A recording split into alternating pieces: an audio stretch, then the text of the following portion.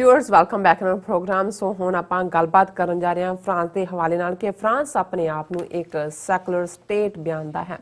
और पिछले कुछ समय तो फ्रांस दियां मजहब संबंधी जड़ियां नीतियां ने वो दसदियां ने कि फ्रांस एक इनटॉलरेंट स्टेट जड़ा बनदा जा रहा है और कानूनी तौर पर इस्लाम के खिलाफ जड़ियां पाबंदियां ने वो लाइयां जा रही ने। सो इस बारे आप विचार चर्चा करन जा रहे हैं। सो असीं चाहांगे कि तुसीं साडे नाल इसी तरह ही जुड़े रहना। देखण सुन लई तुहाडा सब दा बहुत बहुत शुक्रिया जी। डॉक्टर साहब की कहना चाहोगे? देखो अगेन कई वाकयात तुहानू याद आते हैं जो कोई करंट प्रॉब्लम चल रही होंगी है। जी फ्रांस जिसने अपने इमेज नू जिहड़ा कि एक जमाना सी जदों कि फ्रेंच रेवोल्यूशन की गल होंदियां दुनिया के लिए मोटिवेशन सी कि फ्रांस ने किवें ਜਿਹੜਾ ਹੈ ਉਹ ਪੈਜ਼ੈਂਟਸ ਦੇ ਹੱਕਾਂ ਨੂੰ ਜਿਹੜਾ ਅੱਗੇ ਲਿਆਂਦਾ ਹੈ। ਉਹਨਾਂ ਨੇ ਰਾਜਾਸ਼ਾਹੀ ਖਤਮ ਕੀਤੀ ਬਿਲਕੁਲ ਔਰ ਫਰਾਂਸ ਦੇ ਵਿੱਚ ਔਰ ਕਿਉਂਕਿ ਜਦੋਂ ਅਸੀਂ ਆਪਣੇ ਖਿੱਤੇ ਦੇ ਹਵਾਲੇ ਨਾਲ ਵੀ ਦੇਖਦੇ ਹਾਂ ਕਿ ਜਿੱਥੇ ਫ੍ਰੈਂਚ ਆਰਕੀਟੈਕਟ ਦੀ ਗੱਲ ਹੁੰਦੀ ਹੈ ਮਹਾਰਾਜਾ ਰਣਜੀਤ ਸਿੰਘ ਦੇ ਵੇਲੇ ਪੰਜਾਬ ਦੇ ਵਿੱਚ ਜਿਹੜੀ ਸਾਰੀ ਆਰਮੀ ਦੀ ਮਾਡਰਨਾਈਜੇਸ਼ਨ ਸੀ ਉਹ ਫ੍ਰੈਂਚ ਜਨਰਲ ਅਲੌਡ ਜਨਰਲ ਵੈਂਤੋਰਾ और तोपखाना और दूसरा क्योंकि अंग्रेज़ों के खिलाफ सन फ्रेंच और ज़ाहिर है कि जी यूरोप की ये सारी टैक्नीक है मिलिटरी की महाराजा रणजीत सिंह इस गल को समझते सी कि एक ना एक दिन अंग्रेज़ों के नाल टक्कर होएगी और साड़ी आर्मी जी है वो लेटेस्ट जिस किस्म की भी जी है जंगी साजो समान भी और ट्रेनिंग भी उन्होंने होनी चाहिए है। और ये उस पीरीयड के विच ही सी जदों कि घोड़ चढ़े अदरवाइज तो लड़ाई का मतलब ही घोड़िया के नाल जां दूजा सी कि भी ये जिवें ट्रेंचिस दे विच लड़ाई पूरी पैरेड्स पूरी फिटनेस और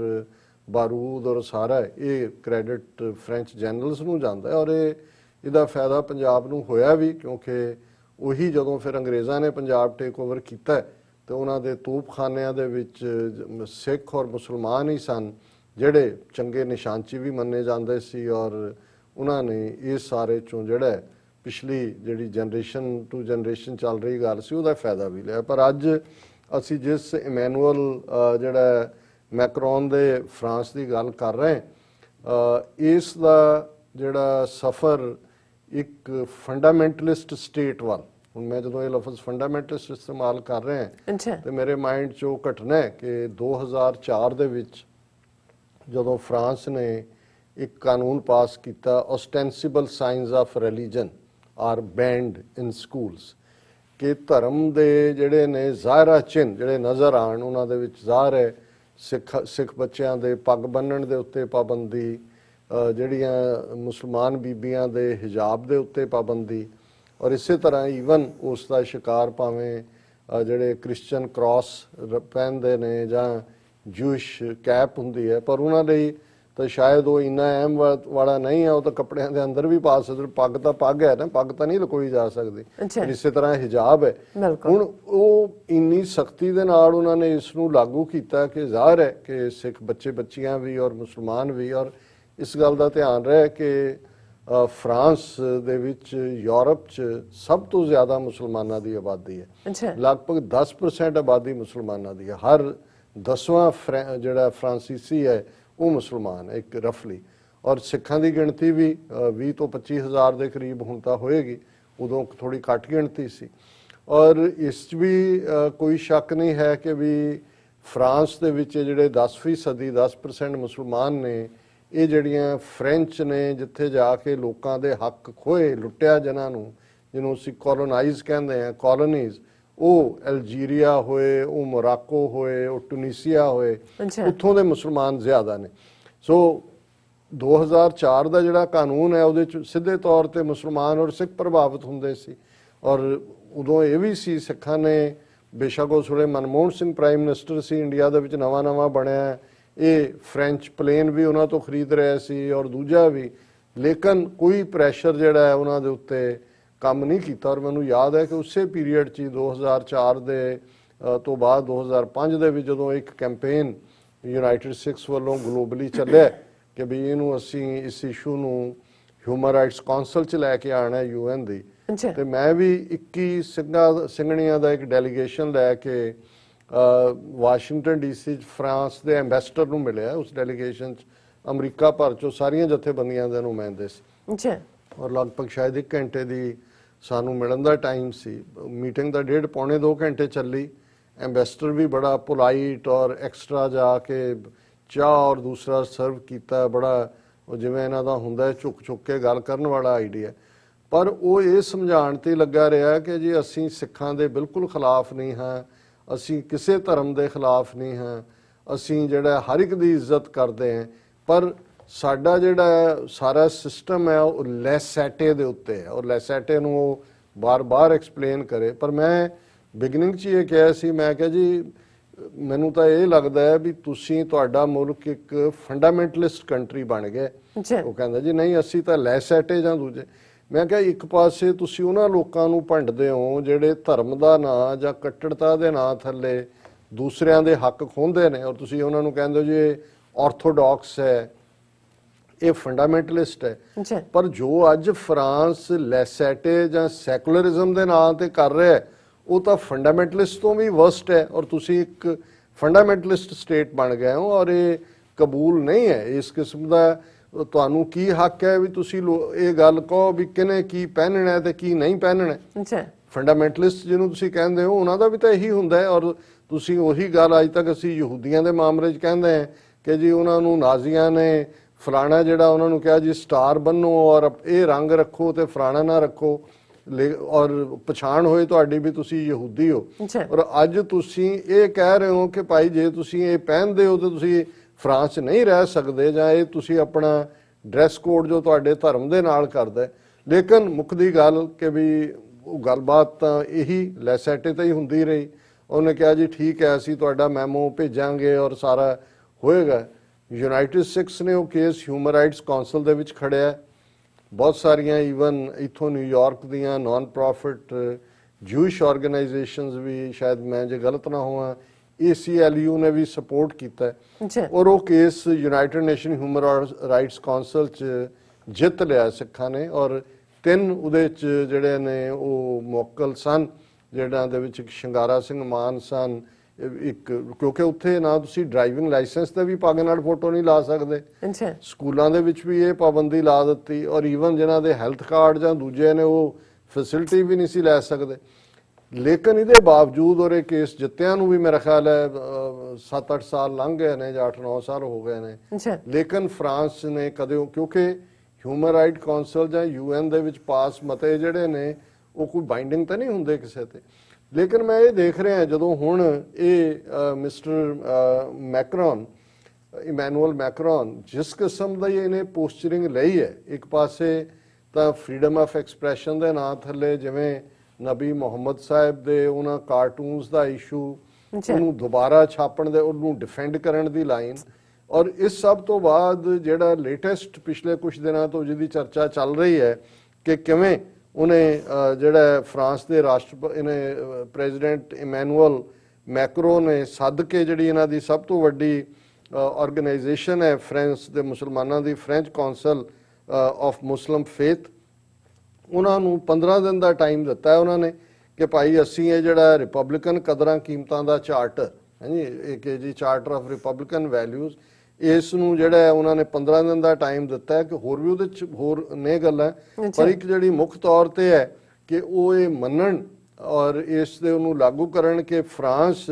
ਦੇ ਵਿੱਚ ਇਸਲਾਮ ਜਿਹੜਾ ਹੈ ਇੱਕ ਮਹਿਜ਼ ਮਜ਼ਹਬ ਹੈ, ਕੋਈ ਸਿਆਸੀ ਮੂਵਮੈਂਟ ਨਹੀਂ ਹੈ, ਕਿ ਇਸਲਾਮ ਜਿਹੜਾ ਹੈ ਉਹ ਸਿਰਫ ਇੱਕ, ਔਰ ਉੱਥੇ ਫਿਰ ਆਉਂਦਾ ਜੀ ਮਜ਼ਹਬ ਤੁਹਾਡਾ ਨਿੱਜੀ ਹੈ। ਫਿਰ ਇਹਦਾ ਇਹ ਹਿੱਸਾ ਹੈ ਕਿ ਜੀ ਤੁਸੀਂ ਬੱਚਿਆਂ ਨੂੰ ਘਰ ਵੀ ਨਹੀਂ ਪੜ੍ਹਾ ਸਕਦੇ, ਤੁਸੀਂ ਉਹਨਾਂ ਨੂੰ ਭੇਜੋਗੇ। ਔਰ ਉਹਦੇ 'ਚ ਪਹਿਲਾ ਇਹ ਹੈ ਕਿ ਜੀ ਇਹ ਮੰਨਣ ਕਿ ਇਸਲਾਮ ਜਿਹੜਾ ਇੱਕ ਮਹਿਜ਼ ਮਜ਼ਹਬ ਹੈ, ਔਰ ਦੂਸਰਾ ਇਸ 'ਚੋਂ ਸਿਆਸਤ ਨੂੰ ਹਟਾ ਦਿੱਤਾ ਜਾਏ। ਇਹ ਵੀ ਉਸੇ ਦਾ ਹੀ ਹੈ, ਪਹਿਲੇ ਦਾ ਇਹ ਕਿ ਇੱਕ ਮਹਿਜ਼ ਮਜ਼ਹਬ ਹੈ, ਸਿਆਸਤ ਦਾ ਇਹਦੇ 'ਚ ਕੋਈ ਰੋਲ ਨਹੀਂ ਹੈ। ਔਰ ਫਰਾਂਸ ਦੇ ਮੁਸਲਮਾਨਾਂ ਦੇ ਮਾਮਲਿਆਂ 'ਚ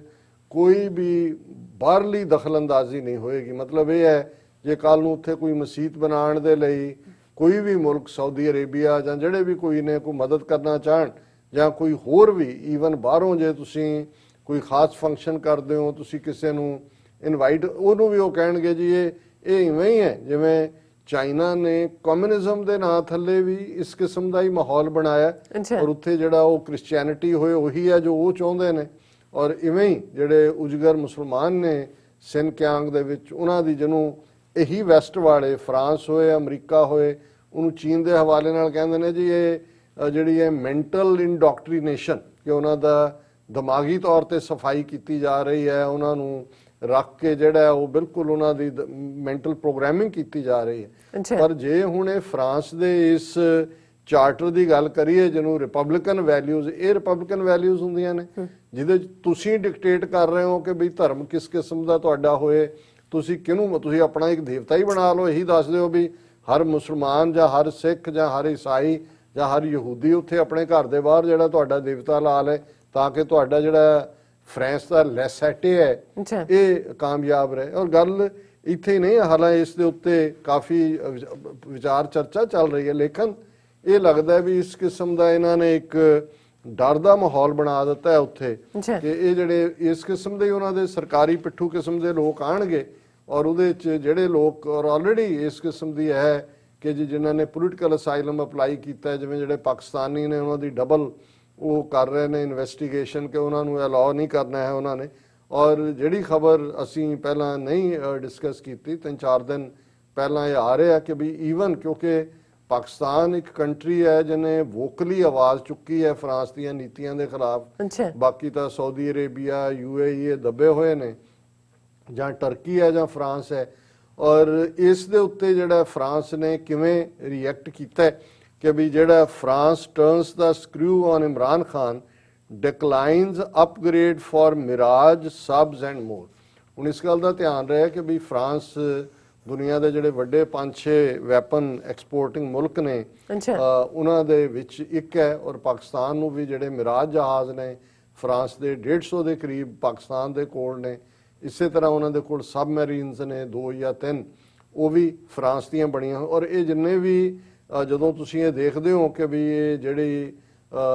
ਵਾਰਫੇਅਰ ਦੀਆਂ ਚੀਜ਼ਾਂ ਹੁੰਦੀਆਂ ਨੇ ਇਹਨਾਂ ਦੀ ਅਪਗ੍ਰੇਡਿੰਗ ਹੁੰਦੀ ਹੈ, ਕਿਉਂਕਿ ਹੁਣ ਅੱਜ ਕੁਛ F-16 ਵੀ ਅਪਗ੍ਰੇਡ ਹੋ ਕੇ ਕਿੱਥੇ ਪਹੁੰਚ ਗਿਆ ਹੈ ਔਰ ਜਿਹੜੇ ਆਲਰੇਡੀ ਐਗਜ਼ਿਸਟਿੰਗ ਨੇ ਉਹਨਾਂ 'ਚ ਵੀ ਪੁਰਜੇ ਬਦਲੇ ਜਾਂਦੇ ਨੇ ਔਰ ਦੂਸਰੇ ਨੇ। ਔਰ ਫਰਾਂਸ ਨੇ ਪਾਕਿਸਤਾਨ ਨੂੰ ਇਹ ਕਹਿ ਦਿੱਤਾ ਹੈ ਕਿ ਜੀ ਅਸੀਂ ਜਿਹੜਾ ਇਹ ਇਸ ਨੂੰ ਨਹੀਂ ਕਰ ਸਕਦੇ। ਔਰ ਇਹਦੇ 'ਚ ਜਿਹੜੀ ਅੱਗੋਂ ਜਿਹਨੂੰ ਕਹਿੰਦੇ ਨੇ ਕਿ ਵੀ ਹੋਰ ਉਹਨੂੰ ਅੱਗੋਂ ਅੱਗ ਲਾਈ ਹੈ ਇਹ ਹਰਸ਼ਵਰਧਨ ਸ਼੍ਰਿੰਗਲਾ ਪਿਛਲੇ ਦਿਨਾਂ ਜਦੋਂ ਫਰਾਂਸ ਗਿਆ, ਇੰਡੀਅਨ ਫੋਰਨ ਸੈਕਟਰੀ ਹੈ ਇਸ ਵੇਲੇ, ਔਰ ਉਹਨੇ ਇਹ ਕਿਹਾ, ਇਹ 29 ਅਕਤੂਬਰ ਨੂੰ ਉੱਥੇ ਗਿਆ ਸੀ, ਉਦੋਂ ਵੀ ਇਹਨੇ ਰੌਲਾ ਪਾਇਆ ਸੀ ਔਰ ਹੁਣ ਵੀ ਉਹਨੇ ਜਾ ਕੇ ਕਿਹਾ ਕਿ ਵੀ France also reassured Shringla that it is very sensitive to security concerns of its strategic ally and had issued directions about keeping Pakistan origin technicians away from Rafale fighter jets under the export control regime in light of India's security concern। ਹੁਣ ਇਹ ਵੀ ਕਿਉਂਕਿ ਹੁਣੇ ਹੀ ਤਾਜ਼ਾ Rafale Bharat ਨੂੰ ਦਿੱਤੇ ਨੇ, already 4-5 ਗਏ ਨੇ, ਟੋਟਲ ਸ਼ਾਇਦ 30 ਕਿ ਕਿੰਨਿਆਂ ਦੀ ਡੀਲ ਹੈ, 60,000 ਕਰੋੜ ਦਾ ਸੌਦਾ ਹੈ। ਔਰ ਉਹਨਾਂ ਨੇ ਕਿਹਾ ਜੀ ਜਿਹੜੇ ਪਾਕਿਸਤਾਨ ਓਰੀਜਨ ਦੇ ਟੈਕਨੀਸ਼ੀਅਨ ਨੇ ਅਸੀਂ ਉਹਨਾਂ ਨੂੰ ਦੂਰ ਰੱਖਿਆ ਇਸ ਤੋਂ ਤਾਂ ਕਿ ਇਹ ਜਿਹੜੀ ਟੈਕਨੀਕ ਹੈ ਇਹ ਚੀਨ ਤੱਕ ਨਾ ਪਹੁੰਚ ਜਾਏ ਜਾਂ ਪਾਕਿਸਤਾਨ ਤੱਕ ਨਾ ਪਹੁੰਚ ਜਾਏ। ਸੋ ਇਹ ਜਿਹੜਾ ਸਾਰਾ ਰਵੱਈਆ ਇਹ ਦੱਸਦਾ ਹੈ ਕਿ ਵੀ ਸੱਚਮੁੱਚ ਇੱਕ ਪਾਸੇ ਤਾਂ ਇਹੀ ਵੈਸਟਰਨ ਕੰਟਰੀਜ਼ ਜਿਹੜੀਆਂ ਨੇ ਕੱਟੜਵਾਦ ਦਾ ਰੌਲਾ ਪਾ ਕੇ ਔਰ ਆਰਥੋਡਾਕਸੀ ਦਾ ਰੌਲਾ ਪਾ ਕੇ ਦੂਸਰਿਆਂ ਨੂੰ ਬਦਨਾਮ ਕਰਦੇ ਨੇ, ਪਰ ਜਿਸ ਕਿਸਮ ਦਾ ਵਰਤਾਰਾ ਹਾਲਾਂ ਹਿਸਟਰੀ ਦੇ ਵਿੱਚ ਅਸੀਂ ਕਈ ਵਾਰੀ ਸਮਝਦੇ ਹਾਂ ਕਿ ਵੀ ਚਲੋ ਹਿਸਟਰੀ ਪੁਰਾਣੀ ਨੂੰ ਤੁਸੀਂ ਭੁੱਲ ਜਾਓ, ਨਵੇਂ ਚੈਪਟਰ ਲਿਖੇ ਜਾਣ, ਪਰ ਜੋ ਫਰਾਂਸ ਦਾ ਰਵੱਈਆ ਇਹ ਤਾਂ ਉਹੀ ਕਰੂਸੇਡਸ ਦੀ ਯਾਦ ਦਹਾਨੀ ਕਰਵਾਉਂਦਾ ਹੈ ਕਿ ਜਦੋਂ ਇਹਨਾਂ ਨੇ ਇੱਥੋਂ ਹੀ ਲੈ ਕੇ ਜਿਹੜੇ ਨੇ ਕਰੂਸੇਡਰਸ ਵੱਡੇ ਕਾਫਲੇ ਇਹ ਮਿਡਲ ਈਸਟ ਦੇ ਵਿੱਚ ਗਏ, ਕਿਵੇਂ ਇਹਨਾਂ ਨੇ ਸਿਨਾਗੋਗਸ ਦੇ ਵਿੱਚ ਅੱਗ ਲਾ ਕੇ ਜਿਉਂਦੇ ਸਾੜੇ, ਕਿਵੇਂ ਜਿਹੜਾ 2-3 ਸਦੀਆਂ ਇਹਨਾਂ ਦਾ ਇਹ ਰਿਹਾ ਔਰ ਉਹਦੇ 'ਚ ਵੀ ਫਰਾਂਸ ਅੱਗੇ ਸੀ। ਹਾਂਜੀ, ਔਰ ਇਹ ਮਸੀਹੀ ਜੰਗਾਂ ਸੀ ਜਿਹੜੀਆਂ ਕਰੂਸੇਡਸ ਦੀਆਂ ਸੀਗੀਆਂ, ਉਹਦੇ 'ਚ ਕੋਈ ਇਹਨਾਂ ਨੂੰ ਭੁੱਲ ਗਈਆਂ ਸੀ ਜੀਸਸ ਦੀਆਂ ਇਹ ਟੀਚਿੰਗਸ ਵੀ ਕਿ ਜੇ ਤੁਹਾਡੀ ਕੋਈ ਇੱਕ ਚੀਕ ਦੇ ਉੱਤੇ ਗਲ ਦੇ ਉੱਤੇ ਚਪੇੜ ਮਾਰੇ ਤੇ ਦੂਸਰੀ ਅੱਗੇ ਕਰ ਦਿਓ। ਔਰ ਹੁਣ ਤਾਂ ਇਹਨਾਂ ਦੇ ਜਿਹੜੇ ਨੇ ਉਹ ਕਰੂਸੇਡਸ ਦੀ ਹਿਸਟਰੀ ਤੋਂ ਕਈ ਡਿਸਟੈਂਸ ਕਰਨਗੇ ਕਿ ਨਹੀਂ ਦੇ ਵਰ ਨਾਟ ਟਰੂ ਕ੍ਰਿਸਚੀਅਨਸ, ਦੇ ਵਰ ਮਿਸਲੈਡ ਪੀਪਲ। ਪਰ ਉਹ ਤਾਂ ਛੱਡੋ ਮਿਸਲੈਡ ਸੀ ਜਾਂ ਨਹੀਂ ਸੀ, ਪਰ ਇਹ ਜਿਹੜਾ ਰਵੱਈਆ ਔਰ ਫਰਾਂਸ ਇਸ ਵੇਲੇ ਇਸ ਦਾ ਲੀਡਰ ਬਣਿਆ। ਅਮਰੀਕਾ 'ਚ ਤਾਂ ਚਲੋ ਟਰੰਪ ਐਡਮਿਨਿਸਟ੍ਰੇਸ਼ਨ ਦੇ ਜਾਣ ਤੋਂ ਬਾਅਦ ਅਸੀਂ ਸਮਝਦੇ ਹਾਂ ਕਿ ਜੋ ਬਾਈਡਨ ਐਡਮਿਨਿਸਟ੍ਰੇਸ਼ਨ ਘੱਟੋ ਘੱਟ ਹਿਊਮਨ ਰਾਈਟਸ ਔਰ ਦੂਸਰੇ ਮੁੱਦਿਆਂ ਦੇ ਉੱਤੇ ਇੱਕ ਬੈਲੈਂਸਡ ਅਪਰੋਚ ਰੱਖੇਗਾ। ਅੱਛਾ। ਪਰ ਯੂਰਪ ਦੇ ਵਿੱਚ ਇਹ ਜਿਹੜਾ ਖਲੋ ਜਾਣਾ ਫਰਾਂਸ ਦਾ ਇਸ ਕਿਸਮ ਦਾ, ਇਹ ਦੱਸਦਾ ਹੈ ਕਿ ਭਾਈ ਇਹ ਆਉਣ ਵਾਲੇ ਪੀਰੀਅਡ 'ਚ ਯੂਰਪ ਦੇ ਵਿੱਚ ਜਿਹੜਾ ਹੈ ਉਹ ਆਪਸੀ ਜਿਹੜੀ ਇੱਕ ਅੰਡਰਸਟੈਂਡਿੰਗ ਹੁੰਦੀ ਹੈ, ਸਦਭਾਵਨਾ ਹੁੰਦੀ ਹੈ, ਅੱਛਾ। ਇਸ ਨੂੰ ਇਹ ਹਾਰਮ ਕਰਨ ਦੀ ਲਾਈਨ ਹੈ, ਡਿਸਟਰਸਟ ਹੋਏਗਾ। ਔਰ ਫਿਰ ਕੋਈ ਇਕੱਲਾ ਕਾਰਾ ਦੁਖੀ ਹੋਇਆ ਬੰਦਾ ਜਦੋਂ ਕੋਈ ਇਸ ਕਿਸਮ ਦੀ ਘਟੀਆ ਹਰਕਤ ਕਰਦਾ ਹੈ, ਜਿਹਨੂੰ ਅਸੀਂ ਹਰ ਕਿਸਮ ਦੀ ਵਾਇਲੈਂਸ ਦੇ ਖਿਲਾਫ ਹੈ, ਅਸੀਂ ਸਮਝਦੇ ਹਾਂ, ਪਰ ਫਿਰ ਜੇ ਤੁਸੀਂ ਬਾਰ-ਬਾਰ ਪ੍ਰੋਵੋਕੇਸ਼ਨ ਵੀ ਕਰਦੇ ਹੋ ਔਰ ਇਸ ਕਿਸਮ ਦਾ ਮਾਹੌਲ ਸਿਰਜਦੇ ਹੋ ਤੇ ਇਹਨੂੰ ਫਿਰ ਡੈਮੋਕ੍ਰੇਸੀ ਨਹੀਂ ਕਹਿੰਦੇ। ਔਰ ਮੈਨੂੰ ਨਹੀਂ ਸਮਝ ਆਉਂਦਾ ਵੀ ਇਹ ਚਾਰਟਰ ਆਫ ਜਿਹੜਾ ਉਹ ਰਿਪਬਲਿਕ ਕੀ ਇਹਨਾਂ ਨੇ ਦੇਣਾ ਹੈ, ਜਦੋਂ ਕਿ ਤੁਸੀਂ ਇਹ ਲਾਗੂ ਕਰ ਰਹੇ ਹੋ ਕਿ ਕਿਸੇ ਨੇ ਆਪਣੇ ਮਜ਼ਹਬ ਨੂੰ ਕਿਵੇਂ ਮੰਨਣਾ ਹੈ ਔਰ ਕਿਵੇਂ ਉਹਨੇ ਆਪਣੇ ਮਜ਼ਹਬ ਨੂੰ ਪ੍ਰੈਕਟਿਸ ਕਰਨਾ ਹੈ। ਸੋ ਇਹ ਇੱਕ ਬਹੁਤ ਮਾੜੀ ਮੈਂ ਸਮਝਦਾ ਵੀ ਜਿਹੜੀ ਹੈ ਉਹ ਲੀਕ ਫਰਾਂਸ ਵਾਲੇ ਵਾਹ ਰਹੇ ਨੇ। ਜੀ ਡਾਕਟਰ ਸਾਹਿਬ, ਬਿਲਕੁਲ ਤੁਹਾਡਾ ਬਹੁਤ ਬਹੁਤ ਸ਼ੁਕਰੀਆ। ਸਾਥ ਲੈਣੇ ਬ੍ਰੇਕ। ਵਿਊਅਰਸ, ਤੁਸੀਂ ਕਿਤੇ ਨਹੀਂ ਜਾਣਾ, ਮਿਲਦੇ ਹਾਂ ਆਫਟਰ ਦਿਸ ਸ਼ਾਰਟ ਬ੍ਰੇਕ।